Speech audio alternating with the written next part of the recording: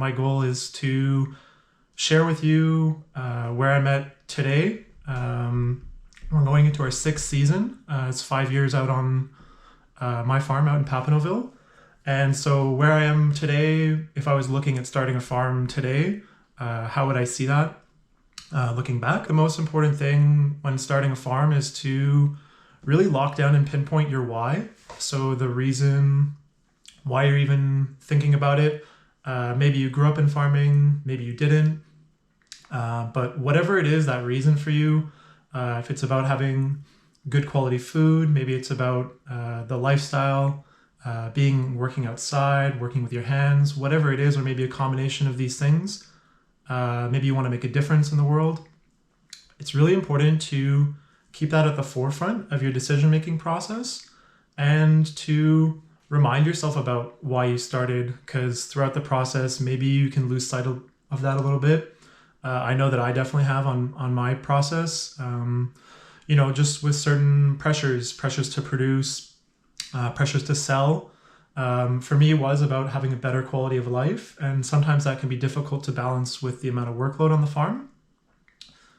And then also to keep your project aligned with your priorities so that the amount of hours that you're putting into the farm, the kind of work that you're doing, that, it's actually conducive to the kind of life that you want to be living. And maybe you do want to be working like all day, every day. I think realistically, to have a longevity in this game, it's important to do other things outside of the farm, whether that's just spending time with your friends or family, maybe having another activity, because it's a bit of a trap that I know I fall into every year, is to just work from dawn till dusk. And it ends up with me feeling pretty burnt out and then not being very excited about starting each day. And then the quality of the work is not as good as it could be. Building a support network is really important with other people who are farming, like you're doing now, I'm sure, with your classmates in school. Some of these relationships will last a lifetime, with your teachers, different family and friends who maybe are also in agriculture. Maybe they're not in agriculture, but people that you can go to and talk to about problems as they come up. And ideally, if they're people who are doing similar kind of work, whether it's in farming or even a similar kind of farming, those people are going to better be able to help you get through those things because they're going to know what it's like.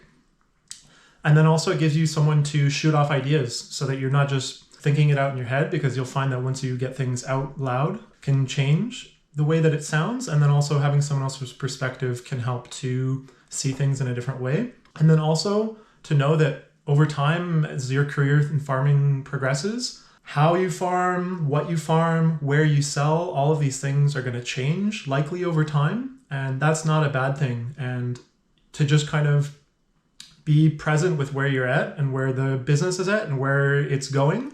So like for us, for instance, when we first started out, we were basically only selling to restaurants and then a little bit of the farmer's market on the side for year 1. By year 2, we started our CSA baskets and the farmer's market took a bigger role. The restaurants kind of took a little bit step to the back. And by year 3, we didn't sell to restaurants at all anymore. We were a little bit more serious about the markets. The basket started taking off.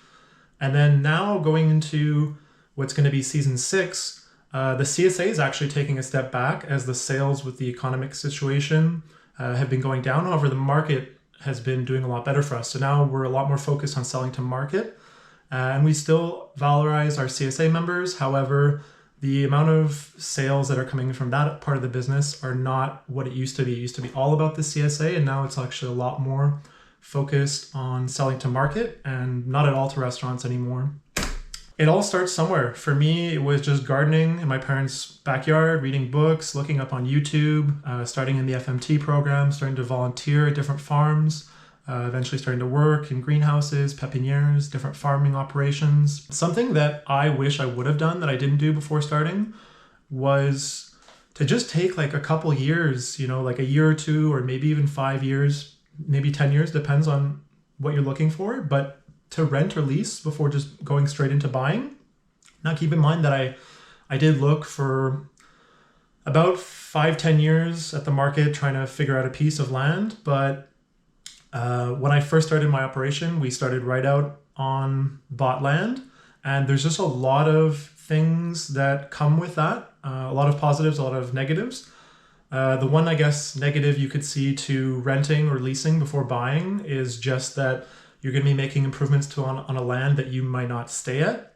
However, it can make things a lot more affordable, especially at the beginning, because if you're renting or leasing, you might need to take a big loan. So it helps with your cash flow, and it can get you enough time to establish a clientele, establish a workflow, start to accumulate some equipment, some machinery, figuring out your production techniques, methods, getting it really honed in. And it's kind of like, okay, I've been renting it for a few years, and now the farm is starting to make some sales. We're starting to see some yields coming in, and I can see that this is a really viable project. Okay, well now let's get really serious about finding somewhere for more the long term maybe. But once you're locked into a site, it's fairly permanent, and there's certain things you can change, there's certain things you can't change. I also think it's a good idea to keep an outside source of income, which is a lot easier if you're in a partnership. Maybe one of you is working part-time or full-time off of the farm, and the other one is working part-time or full-time on the farm. That's a little bit easier to manage. But even if you're starting a project out by yourself, I would definitely recommend keeping a full-time or part-time job at the beginning. And even if it's only on the weekends that you have a bit of time to work on getting a land ready, laying out some tarps, depending on the type of production, maybe setting up some fencing. Maybe it's only on the weekends, but at least that way you won't have the stress of all of your money needing to come from the farm right away. You have the money security coming from outside of the farm, and then you can gradually phase yourself in, doing less jobs, less time working outside of the farm, more time working on side of the farm. I did a little bit of this. First year I worked full-time for another farm. I do not recommend actually trying to run your farming season at the same time as working on another farm, especially if it's the same kind of production, because you'll have the same peak seasons. So when it's really busy at one place, it'll be really busy at the other, and it wasn't very realistic. I was doing too much, but it is a good idea to have some kind of money coming elsewhere until you feel like really, okay, the farm is stable, I can make enough money to pay for myself, pay for my family, pay for the bills. Then that's maybe the time to explore going more full-time. And then the other thing that I come into contact with every year is that the dream, the idea of what I think the year is going to be like, or what I think my journey in agriculture is going to be, and then what I actually experience when I go out there to the field, totally different. It is important to dream, to think, to plan, but to also keep in mind that things will change, so you need to be flexible. But at least having that plan gives you a good framework, and then you can always develop on it, you can build on it, and you can make a new plan. Scaling the operation, I know personally when I started my farm project, I had like these huge dreams, big ambitions. Year one, I said something ridiculous, like we're going to be farming on 3 hectares with 3 full-time employees. And the reality is that in our operation, we're going into season 6. We're hoping to have 2 employees on the farm, and the vegetable production is roughly about 1 hectare. So, and every year we're decreasing the amount of area that we grow on, and we're actually able to get more crop out of a smaller area just by having more time to focus on doing things correctly for each crop, which is a little bit counterintuitive, but I feel like the saying of the farm is just less is more. And by trying to overextend yourself, doing too many things in too little time, especially starting multiple different projects, in different kinds of productions, instead of focusing on one, getting it, down to the T and then adding something else, it really makes a big difference. And then also to scale the operation so that the amount of work that you're looking to do in a week is the amount of work that you have to do, and that you're not having to work more than feels good to you. Keeping that in mind, eventually it would come to likely the point to look at getting a more permanent site. And I think that the 3 main things that I feel are most important about this is to have a good community. So to go walk around the area, make sure that these are people that you're going to get along with. You see that there's going to be social outlets for you, maybe meetings or groups that you like to go to. Water access is really important. So you have clean drinking water for your home, but also you need to have proper irrigation water or water for your animals. And to make sure that not only you have water, but that you have enough water for now and for future expansions of what your project may become.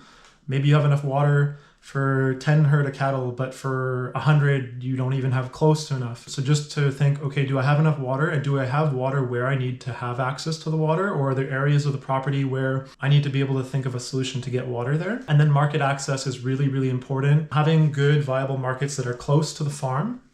So like we're situated halfway between basically Ottawa and Montreal, partly because I have family and friends in both those areas, but also those are two very big markets. So we are able to sell at the farmers market on the weekends in Ottawa, and then we also deliver some baskets to Montreal. And I would say our biggest limiting factor on our farm is drainage. And we have been working over time installing tile drainage, and it does help to improve things. On our land, you have starting off some pretty poor drainage. And the best way to see this is to go visit a potential property during a very wet season, like a time of year when it's very wet. And look, do you see any flooding in the fields? Are there areas of flooding? Because if you have bad drainage, you can do things to improve it. You can put ditches, you can put tile drains, you can work with the slope of the land, but there's a certain level of the soil type that you can't change. So that's also why the soil type is so important. And then there's a list of other things. For us, having a farm kiosk is just not super realistic because we're a little bit far from the main road, so we don't get enough traffic right now. But if that's something that you want to have, want to have people coming to visit the farm, maybe you want to do agro-tourism, being in a little bit of a more accessible, busier area is going to be important. And then, other things to consider, are there some buildings already on the land?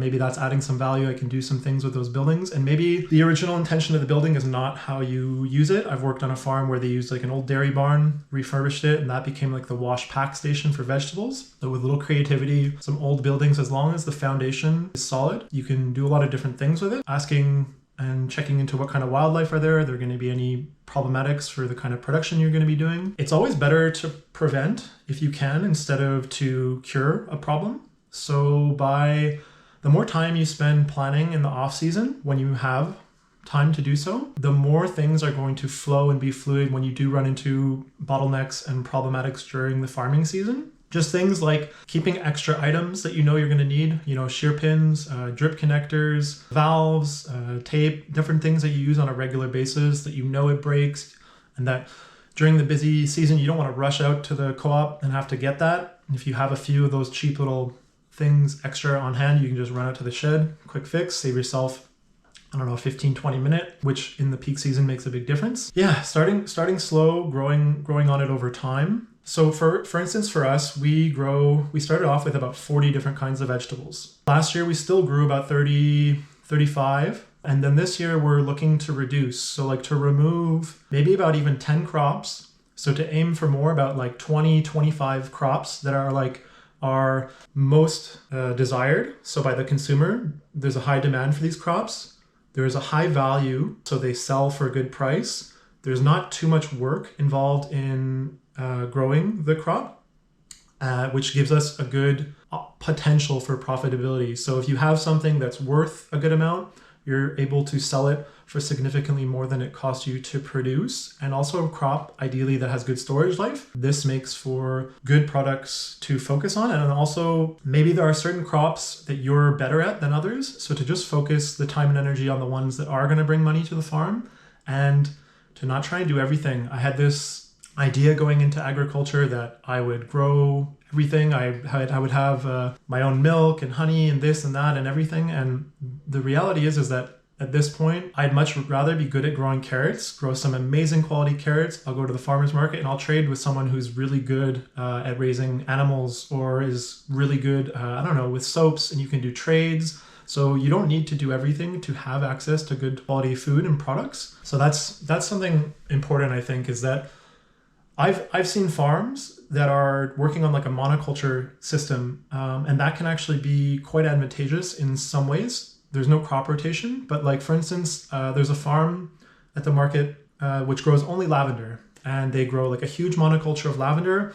It's a high value crop, and by focusing in lavender, they become like experts at growing lavender, very, very good at it. There's not as many things to consider. All the tools are just for the lavender. And then from that, if they want to expand, now they can do soaps with lavender or essential oils, and then they can add like different beauty products, and like they can make value-added products from the crop that they grow, but they don't need to grow 10 or 20 different crops to have a viable business. That's the other thing about agriculture, is that there are so many different products that you can sell from different things that you can grow. Maybe you're using the animal fat from a production like where you have pigs or sheep or cattle. You take that animal fat and you make soaps with it. And then the other thing is that not everyone is going to want to work on a farm.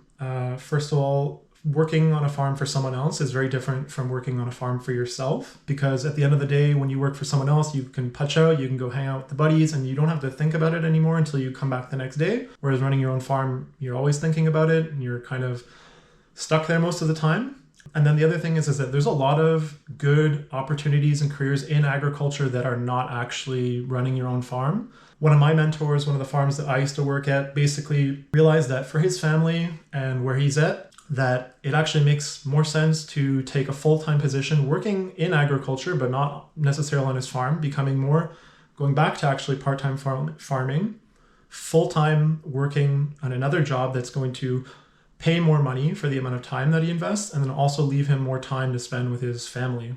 So depending on where you're at in life, there are different opportunities. You can work with a feed company, you can work with the UPA, with the FADQ. There's a lot of different agricultural organizations that have some very good job opportunities.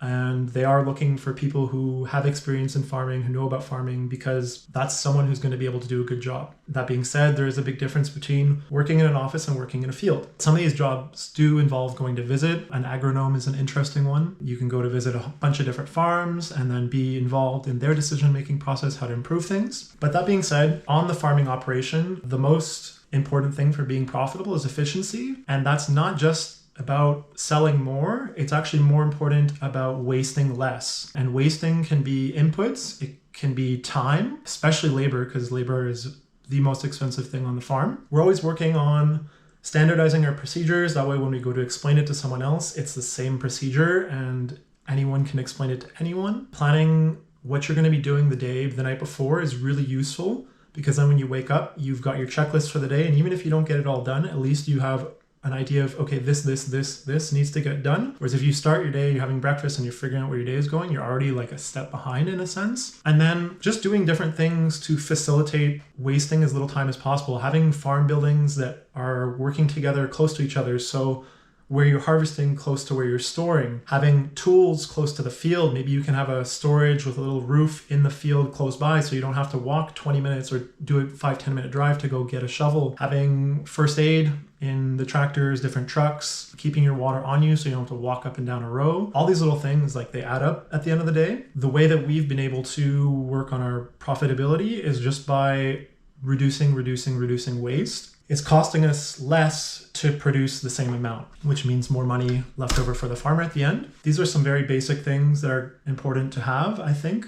Your sales channel identified is probably the most important thing, because maybe you have a great piece of land, there's a great community in the area, but let's say you want to sell organic vegetables, for instance, which is what we do mainly. For instance, in the Outaouais and Papineauville, where we are with the farm, it's not really actually a very good market for that, because the income is not really there, and the consumer is not actually really looking for that kind of product. In our area, people are generally looking for, how can I get as much food for as cheap as possible? And they're not of the mindset of, oh, I want to pay more for a little less. Identifying who's gonna buy your product, and then also once you evaluate who's gonna buy your product, how much can you realistically sell and how often? And then also to have an idea of, how much money do I need to make every single year?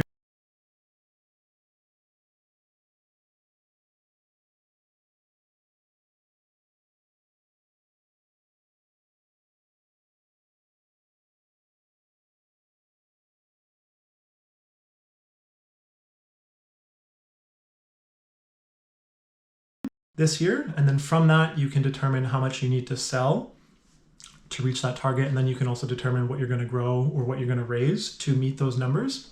Any questions so far?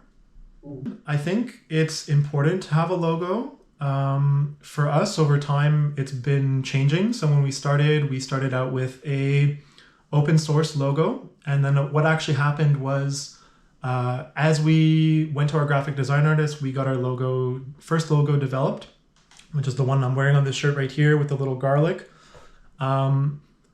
someone actually started to use the other logo that we had that was open source, which they were legally entitled to do because anyone could use it.